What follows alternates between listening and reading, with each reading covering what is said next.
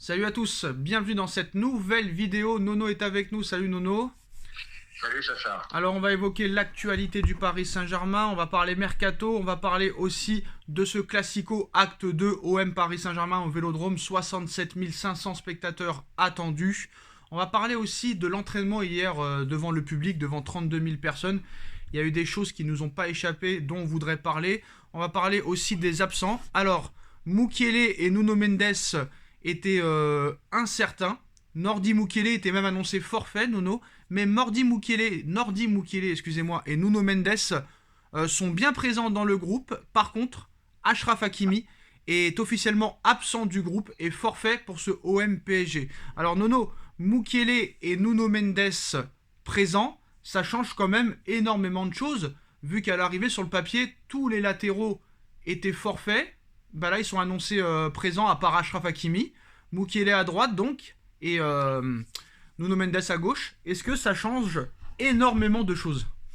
Ah bah ça te donne une défense déjà beaucoup plus solide. Tu as les possibilités de contre-attaque avec Nuno. Non, ça change beaucoup de choses. Là, on passe du coq à l'âne. Hein. Donc la compo probable, alors Donnarumma dans les buts, défense à 3, Ramos, Marquinhos, Kipembe, Mendes à gauche très très haut, avec Hakimi, avec Mukiele, excusez-moi, à droite très très très haut. Au milieu de terrain, on devrait partir avec un Marco Verratti, Vitinha, Fabian Ruiz, pourquoi pas de Danilo, je ne comprends pas. Et devant, Messi, Mbappé.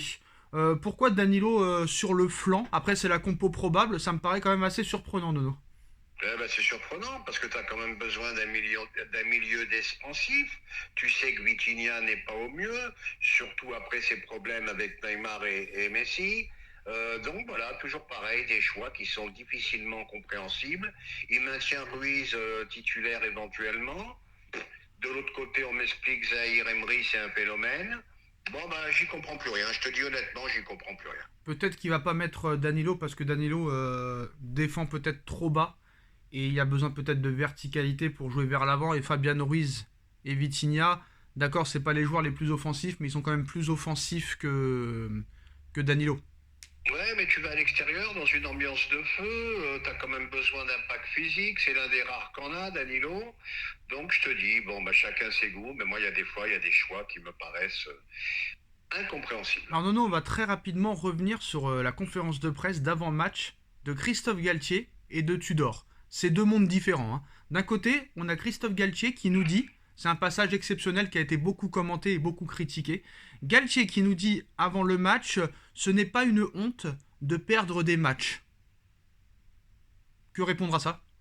Eh ben, moi, je vais répondre perdre des matchs, oui, mais en donnant tout. Voilà ce que je vais Alors c'est répondre. ce qu'il a rajouté. Et quand tu regardes les propos de Marquinhos après Marseille en Coupe de France et Monaco, alors tu as Marquinhos qui nous dit il faut apprendre à perdre. Alors j'ai jamais entendu un sportif dire ça. Il faut apprendre à perdre.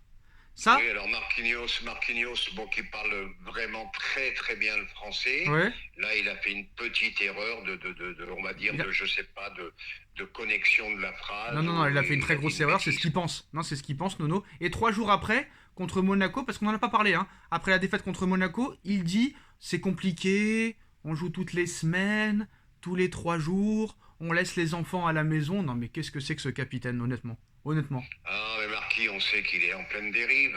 Depuis le Real de Madrid, on sait qu'il est en pleine dérive. Malheureusement, rappelle-toi, Sacha, nous, on le tarissait d'éloges à l'époque. Bon, ben finalement, faut se demander si c'est pas Tourelle qui avait raison, si sa vraie place n'est pas milieu défensif. Voilà, Non, c'est la non, sa question vraie que je me place. pose. Mais même milieu, maintenant, je trouve que il a pris un bon coup sur la tête, Marquis, et qu'il est prolongé, ça me perturbe Bah, je sais beaucoup. pas, Nono, il y a quelques mois, on nous disait que Marquinhos était le meilleur défenseur central du monde, que Donnarumma était le meilleur gardien du monde, que Marco Verratti était le meilleur milieu du monde, et que les trois de devant étaient le meilleur trio d'attaque du monde. Je comprends pas pourquoi ça marche pas, hein, Nono, hein. Ah, bon, on a les meilleurs joueurs du monde, et Oui. finalement, résultat des courses, on est bousculé par tout le monde. À Merci. comprendre. Allez comprendre que dans ce club, c'est une maison de retraite et une maison de. Comment dire? C'est une maison de banque, c'est une banque. C'est une banque, Ah, mais il Nono. y en a un qui t'a copié, au fait, je voulais te dire. Voilà, il a dit que ce club, c'était Disneyland Paris. C'est un publicitaire qui a dit ça aujourd'hui. Je dis, putain, Sacha, il devrait demander les droits d'auteur. Ah, je vais demander les droits d'auteur, je voudrais bien savoir le nom de cette personne. Je vais te le donner, Franck Tapiro. D'ailleurs, je sais pas ce qu'il fait dans le football, il est plutôt dans la politique, lui. Bon, bah voilà. Rappelle-toi du nom, Franck Ouais, je Tapiro. crois que je sais qui c'est, il a un peu les cheveux grisonnants, non?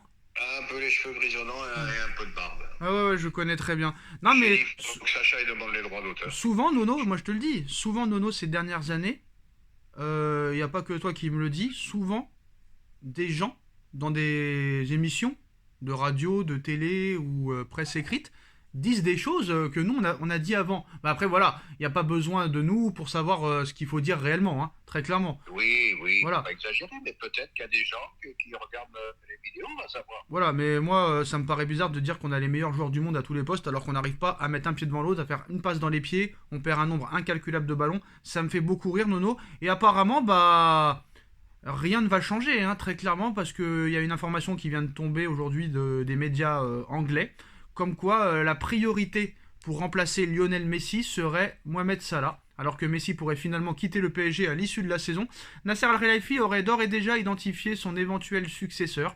Et malgré des discussions avec les dirigeants du PSG pour une éventuelle prolongation de son contrat, qui expire le 30 juin prochain, Messi envisagerait de plus en plus un départ libre au terme de la saison. Alors on a vu que le Barça aimerait le voir revenir pour prendre sa retraite, là où tout a commencé pour lui, et que les supporters de l'Inter Milan aussi ont réclamé sa venue à leur propriétaire Steven Zhang, président des Nerazzurri. L'international argentin de 35 ans, qui aura 36 ans au mois de juin prochain, lui se verrait bien aux États-Unis à l'Inter Miami. Alors Phil Neville, l'entraîneur de la franchise américaine, et David Beckham, le propriétaire, ont confirmé leur intérêt pour le sextuple Ballon d'Or, conscient que Messi pourrait bien prendre la résolution de s'en aller cet été. Donc Paris scruterait déjà le marché pour lui trouver un digne héritier. Et aux dernières nouvelles, Nasser Al-Khelaifi aurait identifié le profil parfait pour remplacer la star.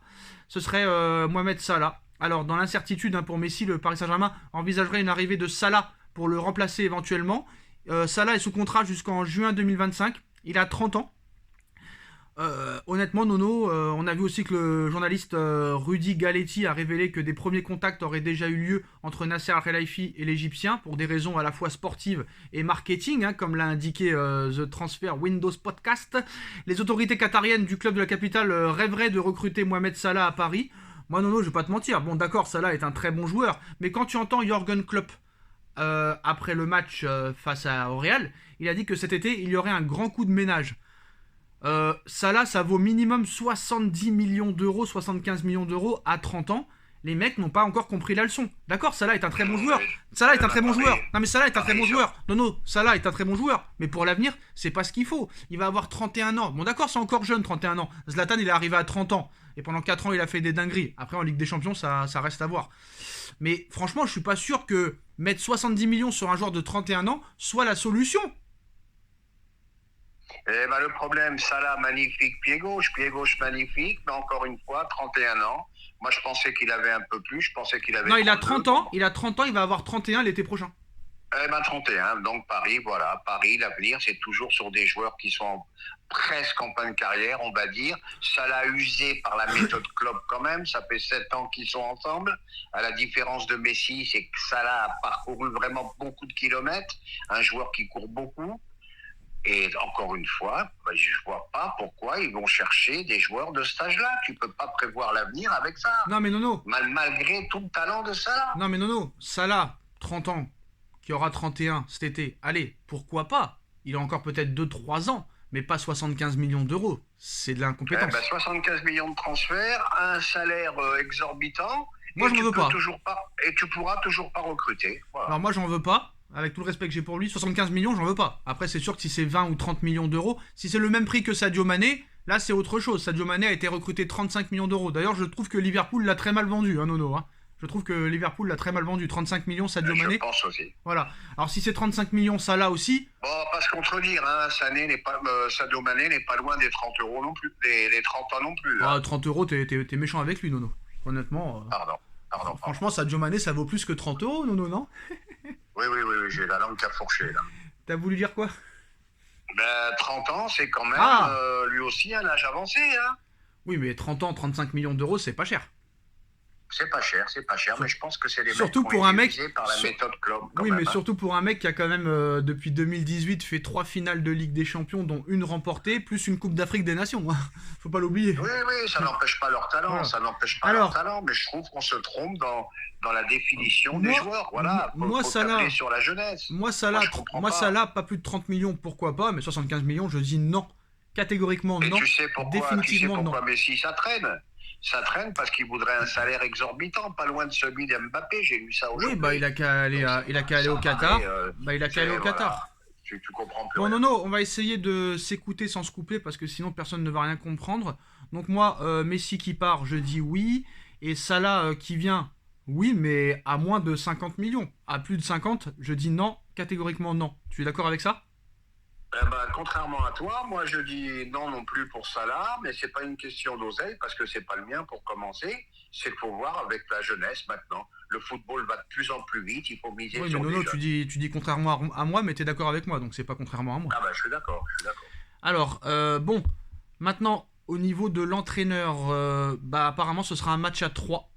Surtout si Galtier se fait éliminer de la Ligue des Champions. Après, c'est dommage, je trouve, d'attendre de se faire éliminer en Ligue des Champions alors que tu aurais pu faire un électrochoc. Mais bon, tu sais pas manager, c'est pas de ta faute. Enfin, c'est pas de notre faute non plus, mais bon.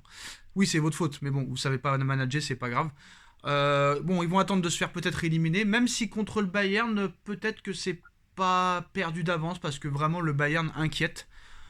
Très clairement, 3 matchs nuls plus une défaite depuis le retour à la compétition post-Coupe du Monde. Contre Paris, ils n'ont pas été exceptionnels parce que Paris n'a pas joué pendant 75 minutes. Donc si le Bayern avait été exceptionnel, il y aurait eu 3 ou 4-0 au bout d'une heure de jeu. Donc je pense que si tout le monde est là, bon, il n'y aura pas Neymar, mais si vraiment tout le monde est là au match retour, il y a peut-être possibilité de faire quelque chose. Je crois plus en la victoire et en la qualification à Munich qu'en la victoire dimanche, Nono. C'est quand même assez bizarre, hein ? Incroyable. C'est pas bizarre, tu constates simplement qu'aujourd'hui Marseille est plus fort et plus intensif que le Bayern, et je l'avais dit lors du débrief, c'est ça qui m'avait mis en colère, c'est que tu es battu par un tout petit Bayern, c'est ça, tandis que contre Marseille, tu es battu par Marseille qui s'est donné à 200%. Alors il y aura le retour de Sadio Mané, peut-être que ça va changer des choses. En tout cas, match à 3, apparemment, Nono, pour le poste d'entraîneur l'été prochain. En tête de liste, nous avons Zinedine Zidane qui est le premier choix du Prince. En deuxième choix du Prince, bien sûr, c'est Guardiola. Mais là, très clairement, on ne sait pas ce qui va se passer avec City. Mais si City se fait éliminer encore en Ligue des Champions, en quart ou en demi, et qu'en plus de ça, il n'y a pas de Première Ligue, ça pourrait sonner la fin de Guardiola. En plus, il y a des problèmes par rapport à la Première Ligue et des sanctions pourraient intervenir du côté de City. Donc ça pourrait être la fin de Guardiola. Et après Nasser, on ne sait pas pourquoi, mais lui, il n'a Dieu que pour Tourelle. Alors si vraiment il y avait un choix à faire et que vraiment il devrait y avoir une priorité, Nono, très clairement, et on ne change plus d'avis jusqu'au mois de juin. Après, peut-être que tu as un autre coach, mais honnêtement, Nono, si tu avais les pleins pouvoirs, si tu étais le propriétaire du Paris Saint-Germain, qui tu choisirais sur le long terme pour recommencer sur une feuille blanche comme entraîneur? Qui tu prendrais? Même s'il y a un coach qui est sous contrat encore jusqu'en 2029 là. Honnêtement, si tu avais un choix à faire, on te dit Nono, c'est toi qui choisis.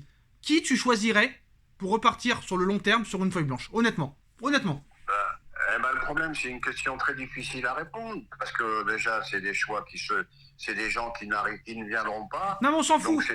On imagine la chose. On imagine la chose. Pour éventuellement venir. Non. On imagine la chose, le mec est d'accord, il a les pleins pouvoirs, il est d'accord. Le mec est d'accord, il a les pleins pouvoirs, etc. Honnêtement. Je mise sur Zidane. Donc tu préfères Zidane à Guardiola? Oui. Pourquoi? Parce que Guardiola, je m'aperçois de plus en plus que son jeu n'évolue pas. Donc aujourd'hui, dans le football moderne, le tiki-taka, ça suffit pas. Bon, il n'y avait pas De Bruyne, un être vous manque, comme je le dis souvent, tout est dépeuplé. Mais en plus, et puis moi je vais te dire, le Zidane, c'est un gagnant. C'est peut-être pas un entraîneur extraordinaire, mais le mec, il te sort 3 Ligues des Champions coup sur coup. C'est un gagnant. Et Guardiola, il a un problème. Ça fait 10 ans qu'il n'arrive pas à la gagner. Voilà. Ça fait plus que ça, Nano, ça fait 12 ans maintenant. Ça fait 12 ans qu'il n'arrive pas à la gagner. Alors je vois pas pourquoi il la gagnerait avec nous, avec un effectif qui est encore plus faible que celui de City. La dernière Ligue des Champions de Guardiola était en 2011. Avec Et voilà. Barcelone. Avec Barcelone. Bah voilà les postos, bah c'est la fin de cette vidéo, hein. Dites-nous en commentaire ce que vous en pensez. On like, on partage, on commente, on s'abonne. Merci Nono d'avoir été là. Et on se retrouve très vite pour une nouvelle vidéo. Tchuss. Tchuss.